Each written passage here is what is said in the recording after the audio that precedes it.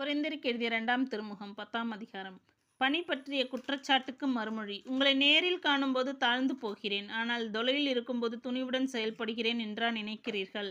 கிறிஸ்துவின் பணிவோடும் கனிவோடும் பவுலாகிய நான் உங்களிடம் கேட்டுக்கொள்வது, நான் உங்களோடு இருக்கும்போது என் துணிச்சலை காட்ட தேவையில்லாதவாறு பார்த்து கொள்ளுங்கள். என் துணிச்சலை காட்ட முடியும் என்று நம்பிக்கை எனக்கு உண்டு. நாங்கள் உலகப்போக்கில் நடப்பதாக கருதும் சிலரிடம் அந்த துணிச்சலை காட்ட உறுதி கொண்டுள்ளேன். நாங்கள் உலகில்தான் வாழ்கிறோம், எனினும் உங்கள் போராட்டம் உலகை சார்ந்தது அல்ல. எங்கள் போராட்டத்தில் நாங்கள் பயன்படுத்தும் கருவிகள் உலகு சார்ந்தவை அல்ல, மாறாக அவை கடவுளின் வல்லமையால் அரண்களை தகர்த்தெறியக்கூடியவை. அவற்றை கொண்டு குதர்க்கவாதங்களையும் கடவுளை பற்றிய அறிவுக்கு எதிராக தலை தூக்கும் அனைத்து மேட்டிமையையும் தகர்த்தெறிகிறோம்.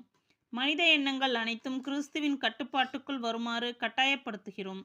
நீங்கள் முழுமையாக கீழ்ப்படிந்த பிறகு கீழ்ப்படியாதவர்கள் யாவருக்கும் தக்க தண்டனை கொடுக்க நாங்கள் தயாராயிருக்கிறோம். கண் திறந்து பாருங்கள். தாம் கிறிஸ்துவுக்கு சொந்தம் என உரிமை கொண்டாடும் எவரும் சற்று சிந்தித்து பார்க்கட்டும். அவர் கிறிஸ்துவுக்கு சொந்தமாயிருப்பது போன்று நாங்களும் கிறிஸ்துவுக்கு சொந்தமே. எங்களுடைய அதிகாரத்தை உங்கள் அழிவுக்காக அல்ல, உங்கள் வளர்ச்சிக்காகவே ஆண்டவர் தந்திருக்கிறார். அவ்வதிகாரத்தை பற்றி நான் சற்று அதிகமாகவே பெருமை பாராட்டினாலும் அதில் வெட்கப்பட ஒன்றும் இல்லை. திருமுகத்தின் வாயிலாக மட்டும் உங்களை அச்சுறுத்துகிறேன் என நான் நினைக்கவில்லை. அவருடைய திருமுகங்கள் கடுமையானவை, ஆற்றல் மிக்கவை.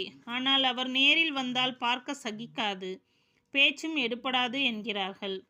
அப்படி சொல்பவர்கள் எங்கள் திருமுகங்களில் நாங்கள் வெளிப்படுவது போலவே நேரில் வரும்போதும் செயல்படுவோம் என்பதை புரிந்து கொள்ள வேண்டும். சிலர் தங்களுக்கு தாங்களே நற்சான்று கொடுக்கின்றனர். அவர்களோடு எங்களை சேர்த்து கொள்ளவோ ஒப்பிடவோ நாங்கள் துணியவில்லை. அவர்கள் தங்களையே அளவுகோலாக கொண்டு தங்களை அளவிட்டுக் கொள்கிறார்கள், தங்களை தாங்களோடே ஒப்பிட்டுக் கொள்கிறார்கள். இது அறிவீனம் அல்லவா? ஆனால் நாங்கள் அளவு மீறி பெருமை கொள்வதில்லை. அதற்கென்று எங்களுக்கு ஓர் எல்லை இருக்கிறது. அது கடவுளே வரையறுத்த எல்லை. அந்த எல்லைக்கு உட்பட்டே உங்கள் நகர் வரை வந்தோம். உங்கள் நகர் வரை நாங்கள் வராமல் இருந்திருந்தால் அளவு மீறி பெருமை கொண்டவர்கள் ஆவோம். ஆனால் கிறிஸ்துவின் நற்செய்தியை அறிவிக்க உங்கள் நகருக்கு முதல் வந்தவர்கள் நாங்களே. மற்றவர்களின் உழைப்பை காட்டி நாங்கள் பெருமை பாராட்டினால் அது அளவு மீறி செயல்படுவதாகும்.